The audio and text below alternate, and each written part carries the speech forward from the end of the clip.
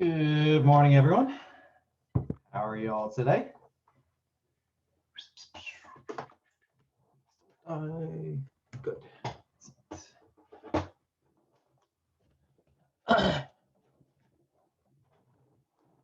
Always good to hear.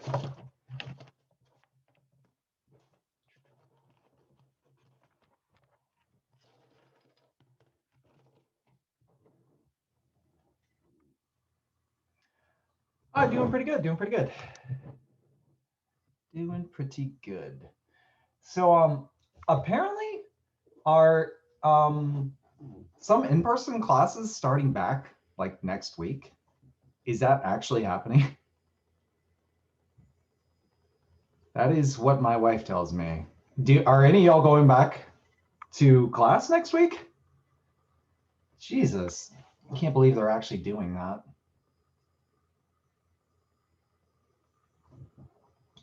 I guess some stuff like labs and stuff are, I don't know, probably not feasible remotely, but man, that sucks. Stay safe, y'all. Stay safe. That is insane.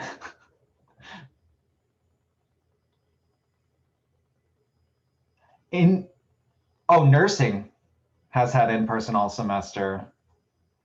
Ironic. Man.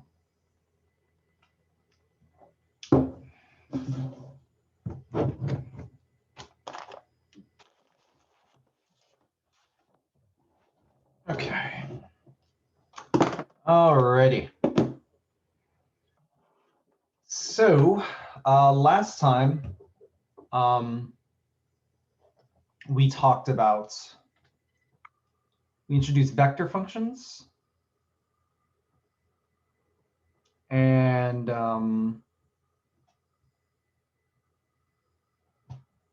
we saw how we no, okay, please tell me I'm still recording. Okay, good. We saw how we think of them as tracing out space curves or curves in the plane if they're two-dimensional vector functions. And today we'll look at how we do calculus with these vector functions and what that means geometrically. So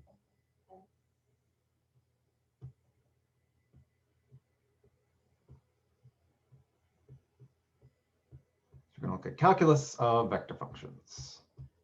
And it's going to turn out it is precisely the same calculus. You already know, you're just doing it 3 times instead of once.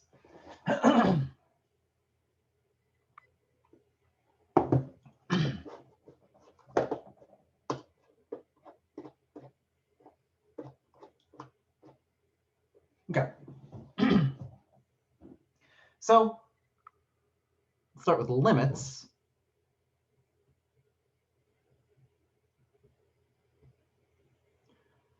So suppose we have a vector function, r of t, and its component functions are x of t, y of t, z of t. And all of this discussion works also for vector functions in R2, which would just be 2-dimensional vectors. So r of t would be x of t, y of t, right? You just have an x component and a y component in that case. But everything works exactly the same. Okay, so if we want to take the limit as t approaches t naught of our vector function, r of t,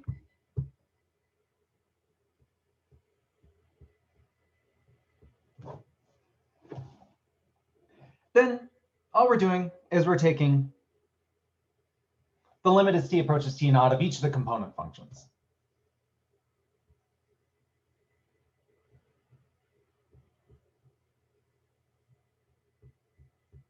So we take the limit as t approaches t naught of the first component, and that is the first component of the vector.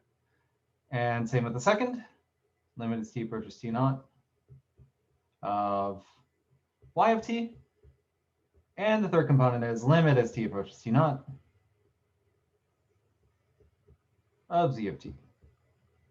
Oops. So we just take the limit as t approaches t naught of each component separately. And really, that's how we're gonna do all of our calculus. It's just doing everything component by component, essentially. But this is the definition of the limit.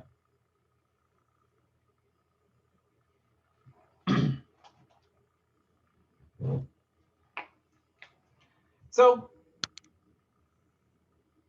for example, what is the limit as t approaches 0 of the vector function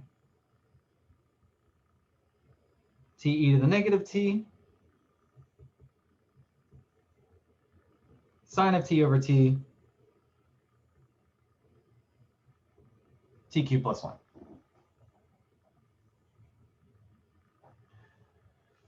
Well, to take the limit of this vector function as t approaches 0, we just take the limit as each component as t approaches 0. So let's see if we remember how to do these. Okay, so what is the limit as t approaches 0 of t e to the negative t?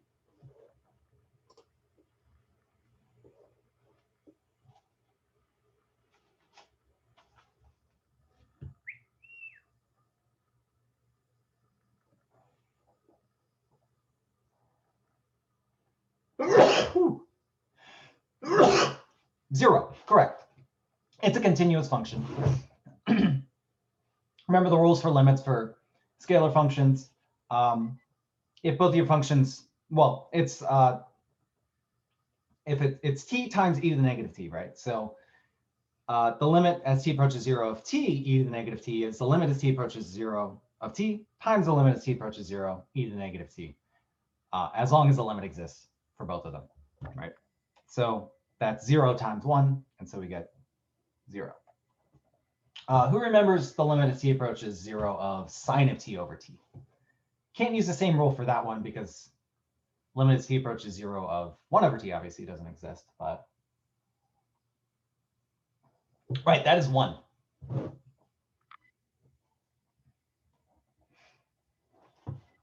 That is 1 indeed. How about the limit as t approaches 0 of t cubed plus 1? Also 1, that's a continuous function. So you can just plug in t equals 0.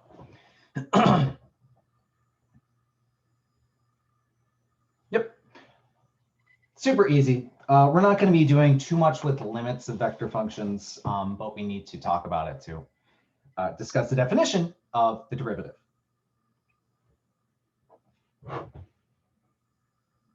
Just a small aside, because we'll talk a bit. We'll mention continuity of functions. So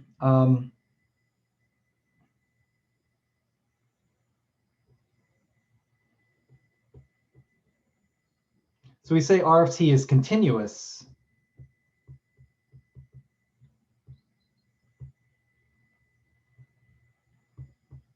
at t naught. So continuous at t naught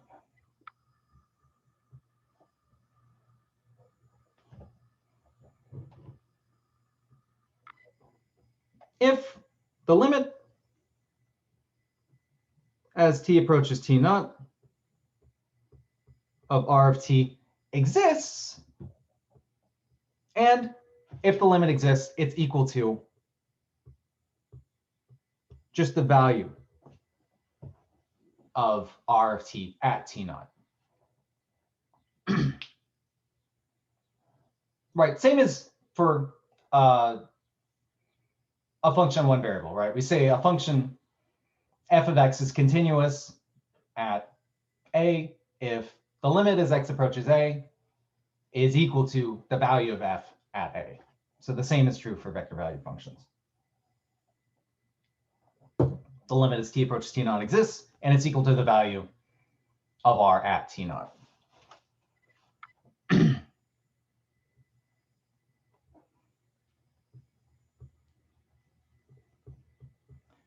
So just as an aside,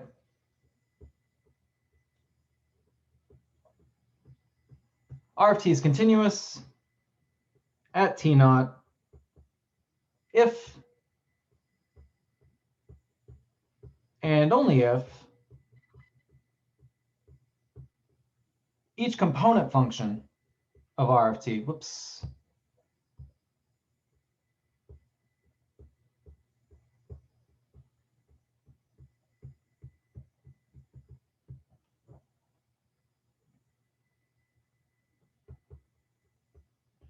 is also continuous at t naught.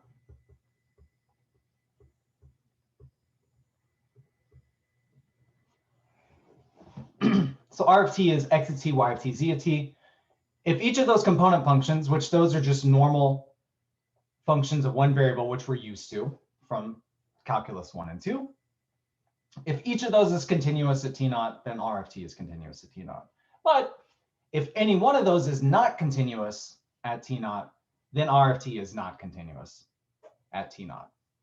Not super important, but that's easy way to tell continuity. So for instance, if this is our R of t, te the negative t sine t over t, tq plus 1, would not be continuous at 0. The limit exists, right? 0, 1, 1, but the function is not defined at t equals 0. Not even defined at t equals 0, so it's not continuous at t equals 0. Because of the sine of t over t, right? Everything else is fine, the first and third components, but the middle guy, not defined at t equals 0. And so the function would not be continuous there. Although that's kind of a technicality because it's not defined there, but don't worry too much about it. Like I said. Okay.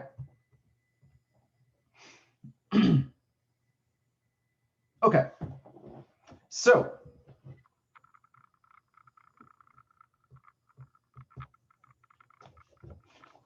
here is the definition of the limit definition of a derivative.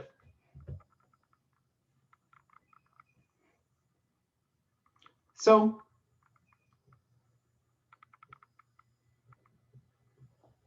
r prime of t, right, the derivative of r at t. So there are different ways we can write this. So d dt, the derivative with respect to time of r of t, or you could just write this as dr dt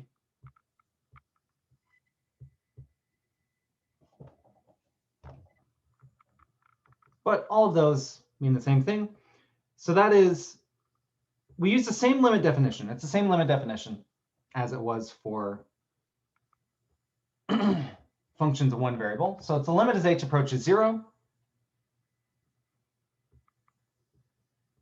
of r of t plus h minus r of t over h. So we use the same difference quotient definition for the derivative of vector functions.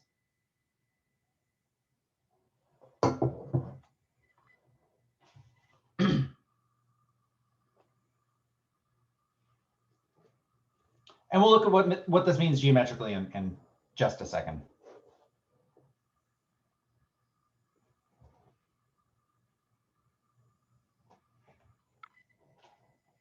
It's good to remember, but of course, just as before, this is not how we're actually going to be calculating derivatives. But that is the limit definition of the derivative.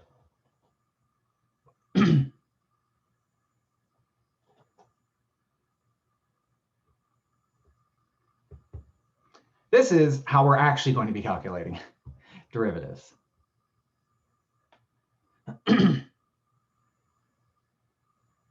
So if r of t is x of t, y of t, z of t,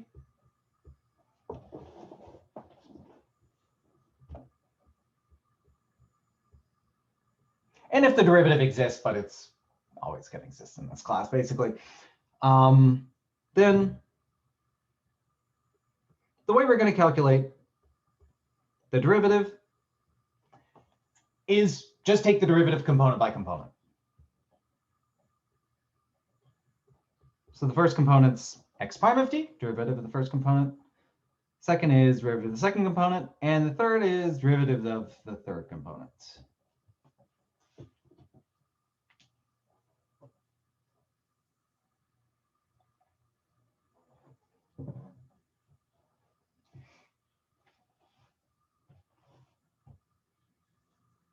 So now instead of having just one function to take the derivative of, we have 3 component functions. But those are all functions you've all dealt with before. And you know the rules for differentiation of those. You just differentiate component by component.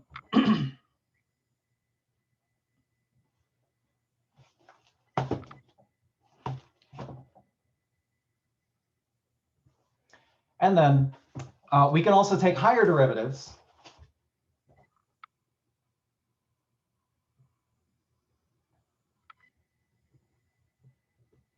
Right? So the second derivative of a vector function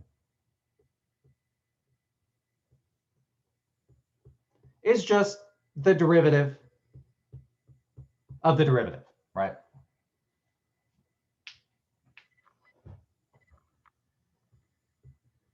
Third derivative is the derivative of the second derivative, so on and so forth. So we can take the higher derivatives just by continuing to take derivatives over and over.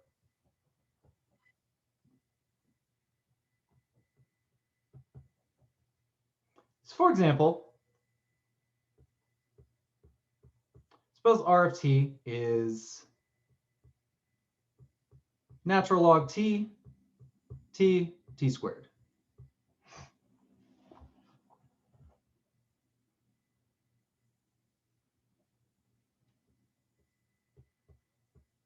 So let's evaluate the second derivative of r at 3.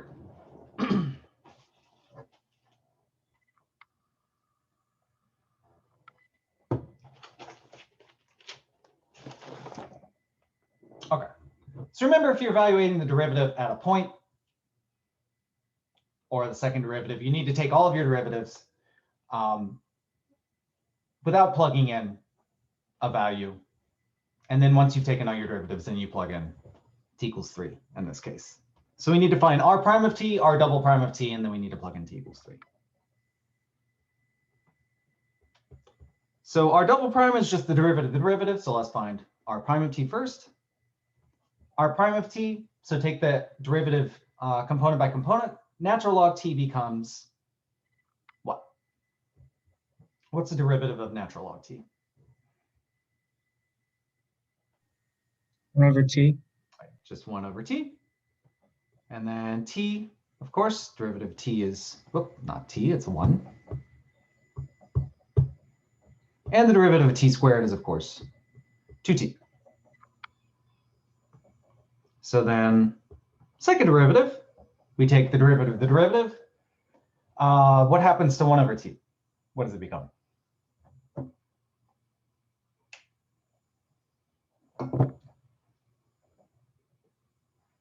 Negative 1 over t squared. Or negative t to the negative 2, if you like. 1, when we take the derivative, of course, becomes 0. And then 2t becomes 2. So then we've taken all the derivatives. We just plug in t equals 3. So we get negative 1 over 3 squared, which is negative 1 over 9. And then 0, and then 2.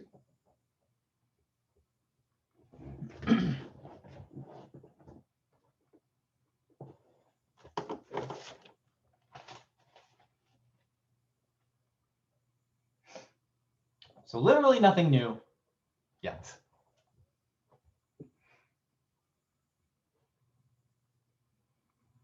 Any questions about anything so far?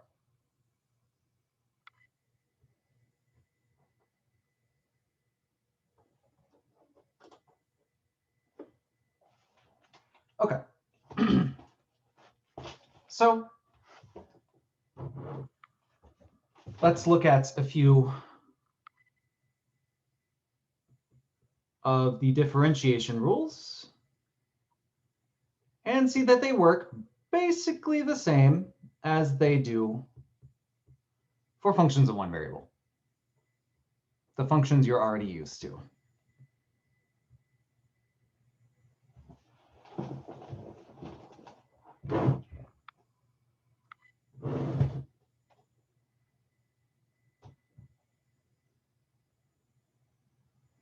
So suppose we have two vector functions and we add them together, whoops, and then differentiate. So R1 of t plus R2 of t. So these are both vector functions.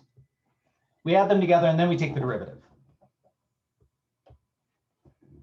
Well, just like with functions of one variable, that's just derivative of the first plus derivative of the second. So it's R1 prime of t plus R2 prime of t.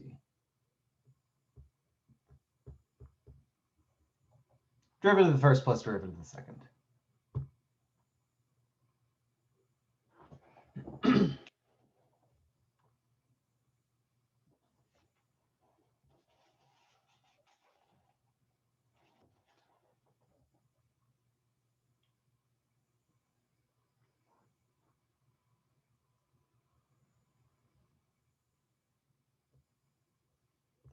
So just for reference, c is going to be a constant and the following.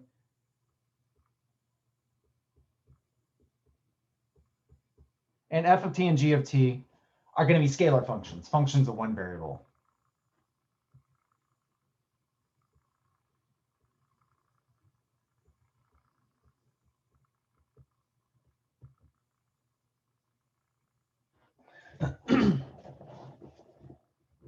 Okay, so suppose we multiply our vector function r of t by a constant and then take the derivative. As you might expect, you can just pull that constant out of the derivative. That is just the constant times the derivative of r prime of t.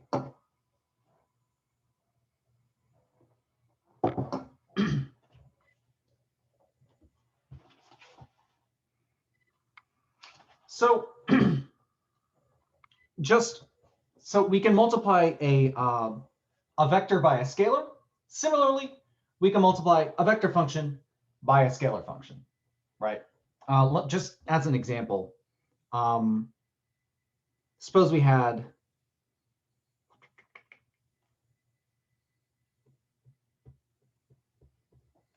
the scalar function t plus 1 times the vector function e to the t cos t sine t, for instance. So this would be a scalar function. This would be a vector function. And it's perfectly valid to multiply a vector function by a scalar function. You do the same thing, you just multiply through if you wanted to simplify that as a single vector function. But it's the same as multiplying a scalar by a vector, except now they're functions. So if you do that, if we multiply a scalar function f of t times a vector function r of t, and then we take the derivative,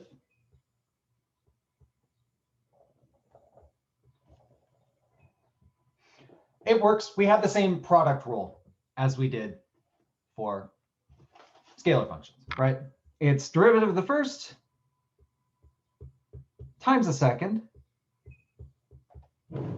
plus first scalar function times the derivative of the second, r prime of t.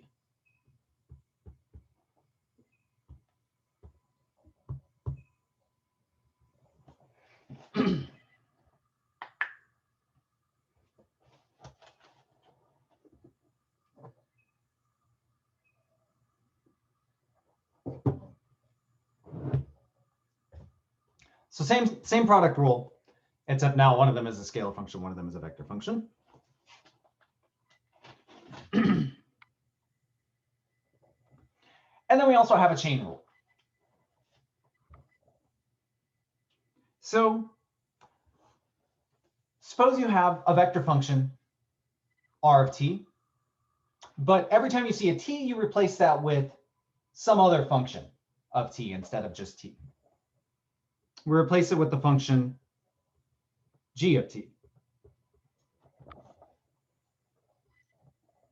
Right, so suppose we had r of t, but every time you see a t, you replace it with t squared. Your t squared would be your g of t in this case.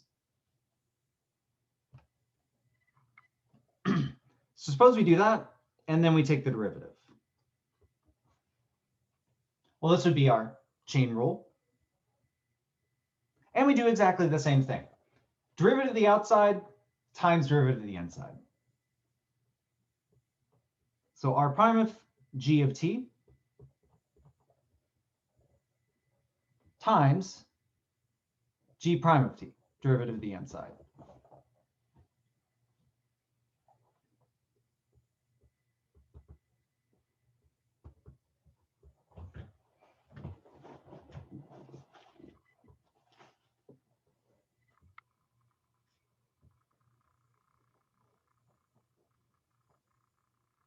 So that's basically same chain rule, essentially.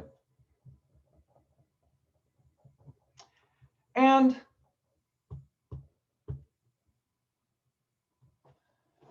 we also have a couple other product rules, but they're exactly the same way. But because we have a couple different products we've learned, right? We know the dot product of two vectors. You can take the dot product of vector functions also. So if we have r1 of t dot r2 of t,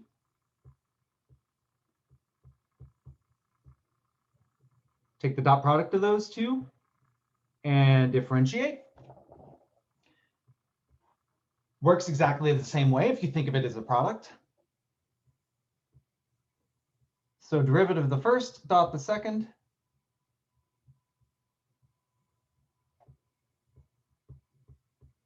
plus the first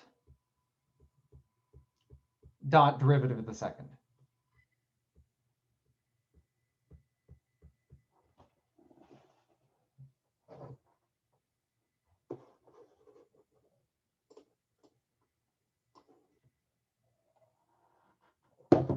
And then same for the product, or the cross product.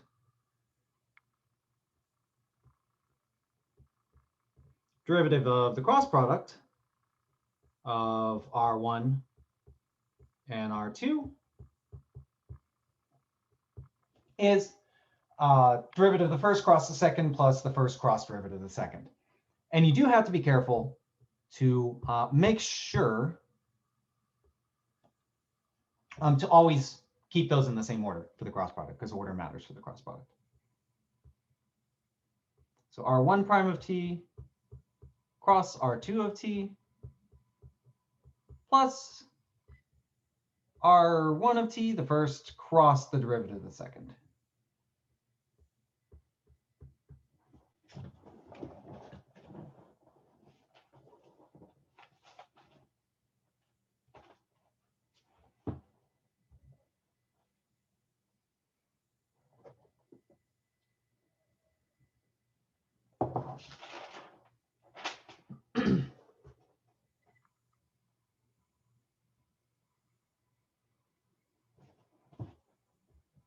Okay.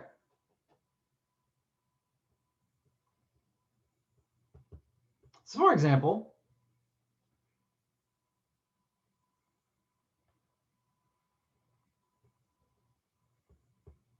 suppose we took the dot product, or the derivative of, say, a vector function, r of t. Suppose we cross that with its derivative, r prime of t, and then took the derivative of that.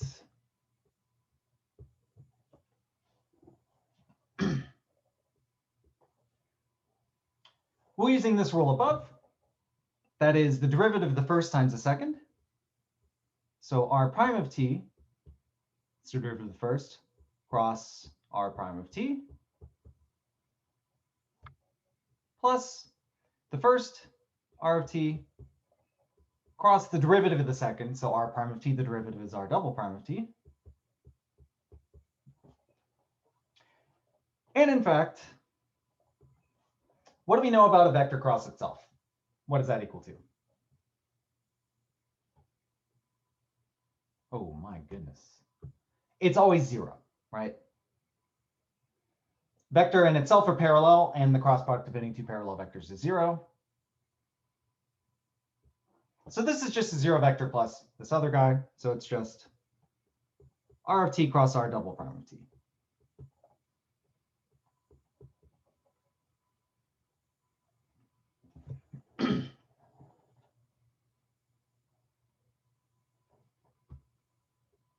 Not something you need to memorize, but that is an interesting property of that. But yeah. Okay. So what is the geometric interpretation this time of derivatives? Well, it's still going to be interpreted as tangent vectors.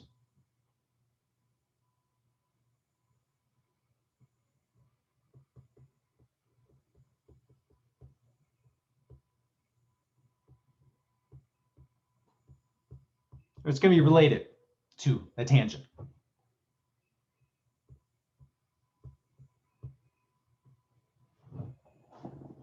Okay, so to save some time and pain, I am going to show you the little thingy in Achieve, which will probably be much more enlightening than looking at my sketch.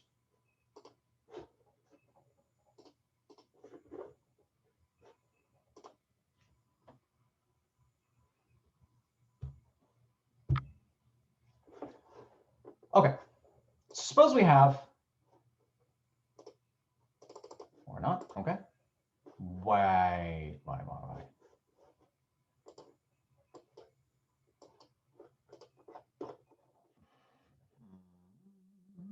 Hang on. Unresponsive, hang on. We love to see it. We love to see it. Let's try that again.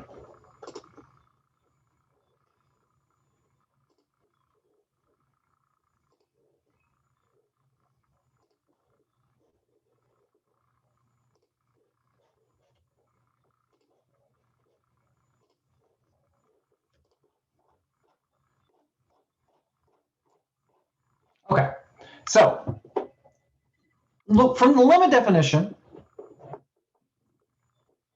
of derivative. So remember, it was basically what we're doing is we want to look at, so the derivative at time, let's say t naught instead of t. So what we're doing is we're taking the limit as h goes to 0 of r of t naught plus h minus r of t naught divided by h. So basically h is, think of it as like a small step in time. So we're looking at the vector r of t naught plus some small step in time minus r of t naught.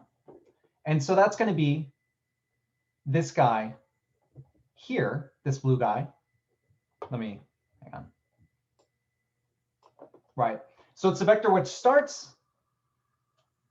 at the end of r of t naught and ends at r of t naught plus h. So that's that secant vector there. And then we're dividing that by the step in time. So it's going to be the secant vector along our curve. And as we make h smaller and smaller and smaller,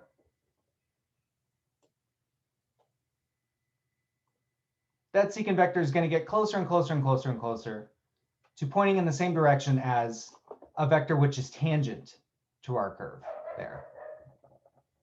So that's our r of t naught plus h minus r of t naught. And then when we divide by h, so that secant vector is getting really small, but if we divide by h, we're dividing by smaller and smaller value. And so that is scaling it longer and longer as we get closer. And so that means it's not going to 0 as long as the derivative exists. And so what happens as we get closer, as h gets smaller and smaller and smaller, we get closer and closer and closer to the tangent vector to the curve. right? This vector is going to be tangent to our curve at r of t naught right here.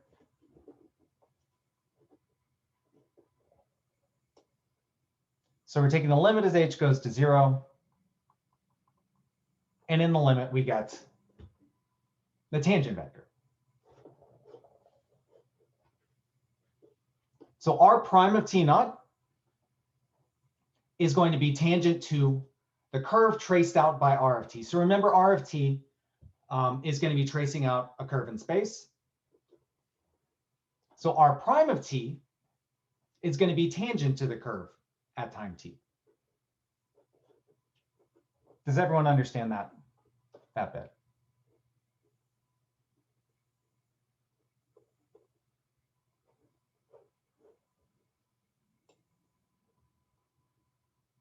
Right, yeah. And so that is geometrically what is going on with the derivative.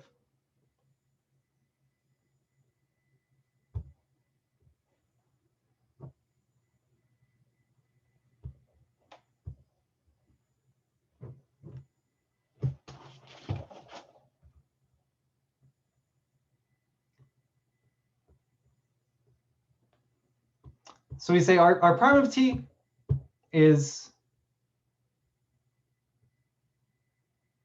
let's say r prime of t naught. Whoops, is, we say it's the tangent vector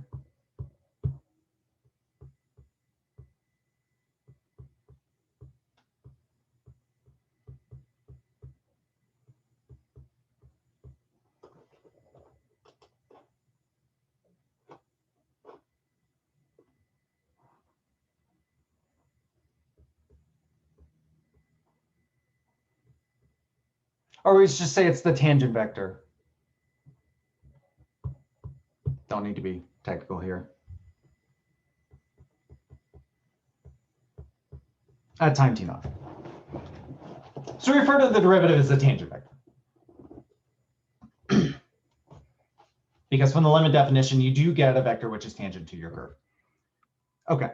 So the tangent line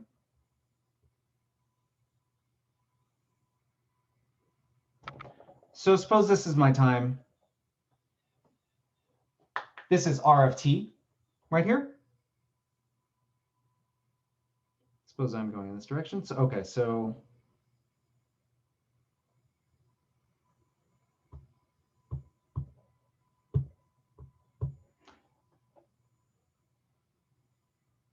suppose this is r of t here. This is our tangent vector, r prime of t naught there. And suppose that is r of t naught. So r of t naught gives you position. R prime of t naught, we'll see later, we can think of that as velocity. But r prime is the tangent line, or sorry, the tangent vector. So suppose we want to know the equation of the line, which is tangent to our curve at the point we're at time t naught.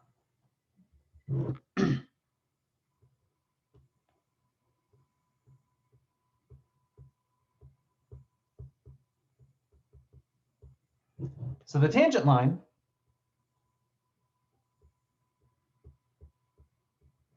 at a given point. So at time t naught, we're at this point here on our curve. R prime of t naught gives us the tangent vector to our curve. The tangent line is basically the line parallel to the tangent vector, which goes through the point r of t naught.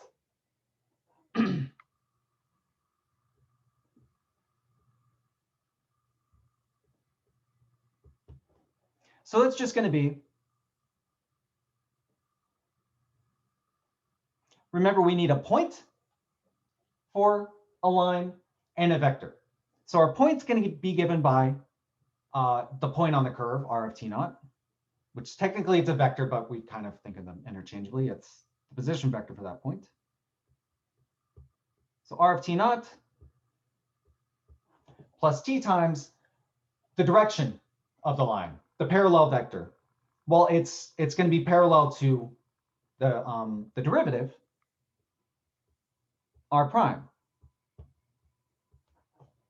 at time t naught.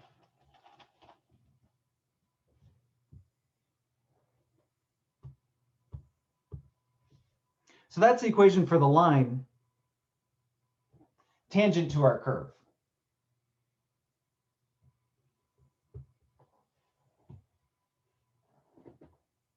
At the point given by r of t naught. So that is just that point, r of t naught, or the position vector for the point, plus t times the derivative at t naught. And that's the equation of that line.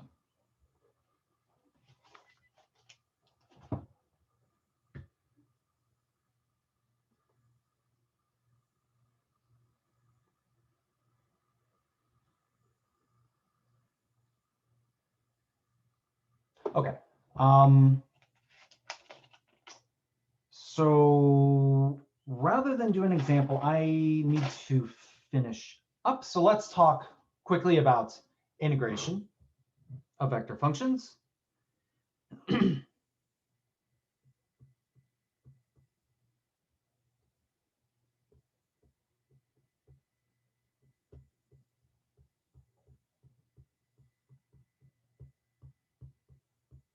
Once again, we're going to see it's going to work exactly the same as integration of scalar functions, functions of one variable, except we're going to do it component by component.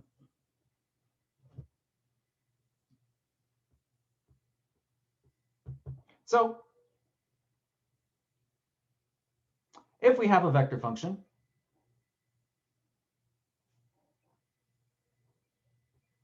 r of t, so that's whose component functions are x of t, y of t, z of t. Those are all scalar functions.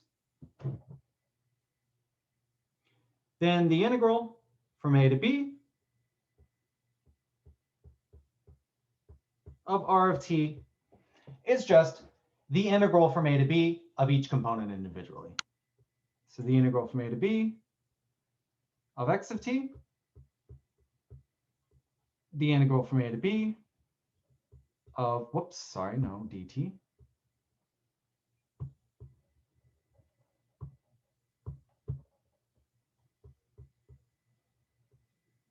the integral from a to b of y of t is going to be the second component, and the third component is the integral from a to b of z of t.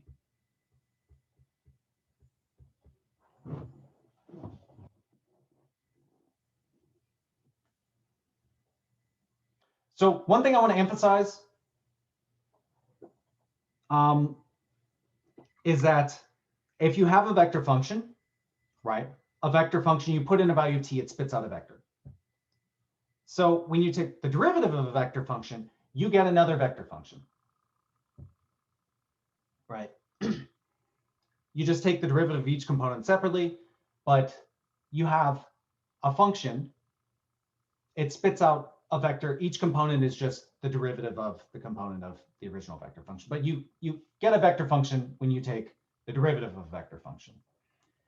If you take the definite integral of a vector function, you get a vector, right? So the definite integral of a scalar function is just a number, a scalar, right? The integral of a vector function is a vector. You take the integral of each component, and each of those gives you a number, right? And so those are the components of the vector, which you get when you integrate it. So I just want to emphasize that when you integrate a vector function, you get a constant vector.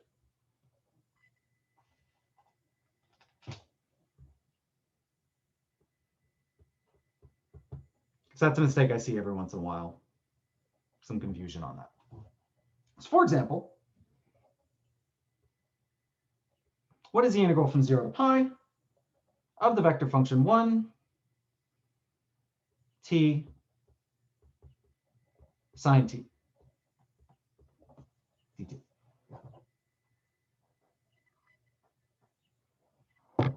Well, to evaluate, we take the integral from 0 to pi of each component separately. So we take the integral 0 to pi of 1, integral 0 to pi of t, and the integral from 0 to pi of sine of t. So what's the integral from 0 to pi of 1?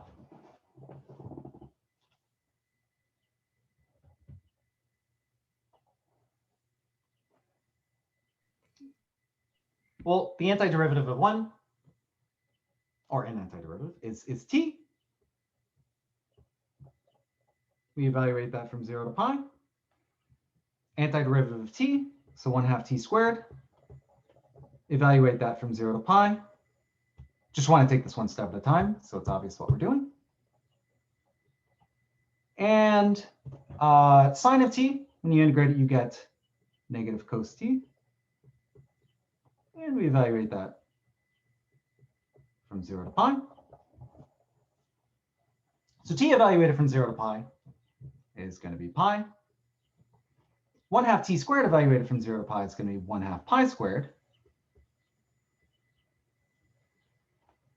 And what is negative cos t evaluated from 0 to pi?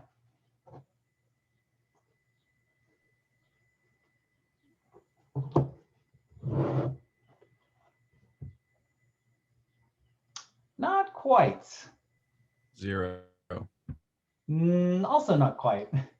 So negative cos of pi is negative 1. So negative 1 is 1 minus negative cos of 0. So minus negative 1. So 1 minus negative 1, we get 2. Got to be careful with the negative signs, really easy to screw up. But we get positive 2 there. So this integral is pi 1/2 pi squared 2. Once again, if you know how to take the integral of all of the component functions, then you know how to do the integral. Okay, so we can also take indefinite integrals.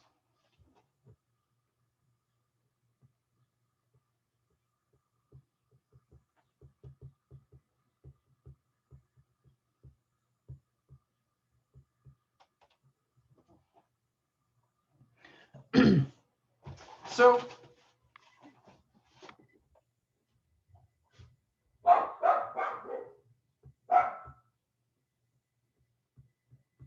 we say R of t is an antiderivative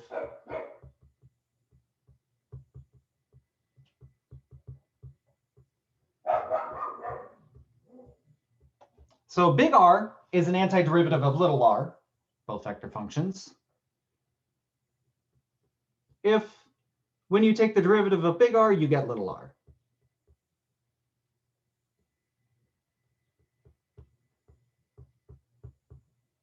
Let me make that obvious. That is R, big R prime of t is little r of t.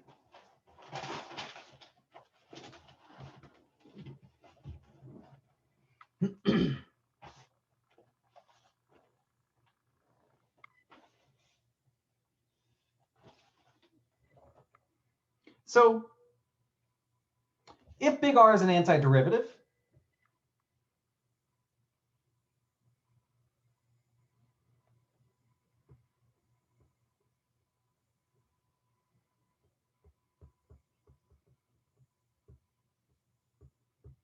so if big R is an antiderivative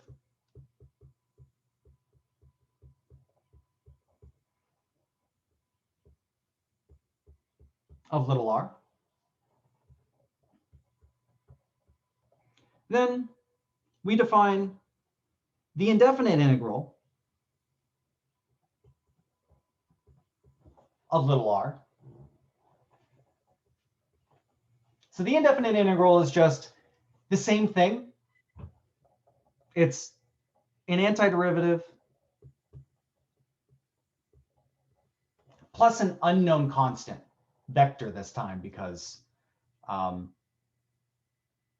big R is a vector function. So we need to add an unknown vector constant vector.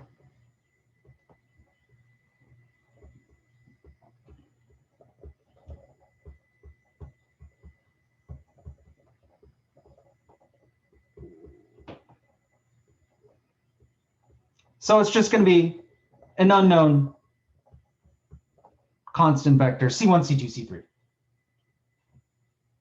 Each of those are constants.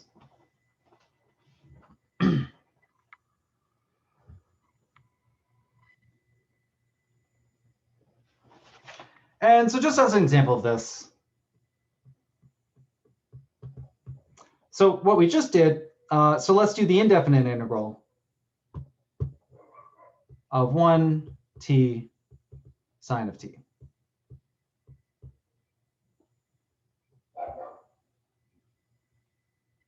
So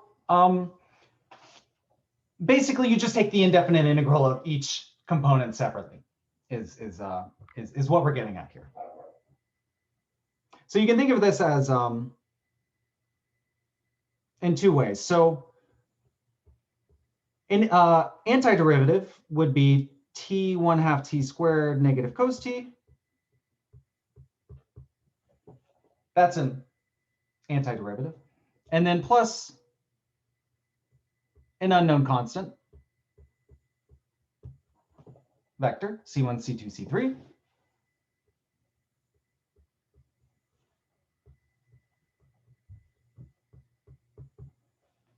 So t 1/2 t squared negative cos t is an antiderivative of 1t sine t. When you take the derivative of the latter, you get the former. And then you can add to it an unknown constant. Or this is probably the preferred way of doing this. You could just take the indefinite integral of each component separately, right? So the indefinite integral of 1 is going to be t plus some unknown constant. We'll call it C1 because we're going to have more unknown constants. The indefinite integral of t is going to be 1/2 t squared plus a second unknown constant, C2. And the indefinite integral of sine t is going to be negative cos t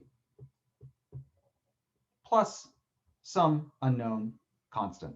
We'll call it C3.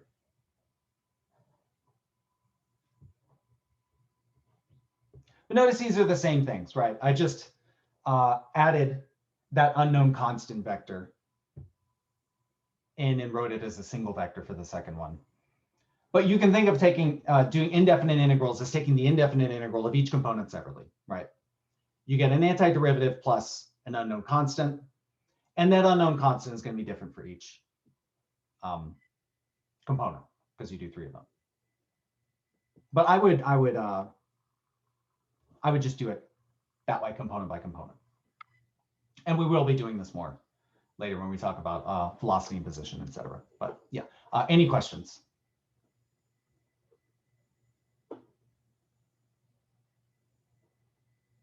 Okie doke. Well, I am going to move over to the office hours Zoom meeting. If you have any questions, I will see you there. And if not, have a good rest of your day, and I will see you on Wednesday.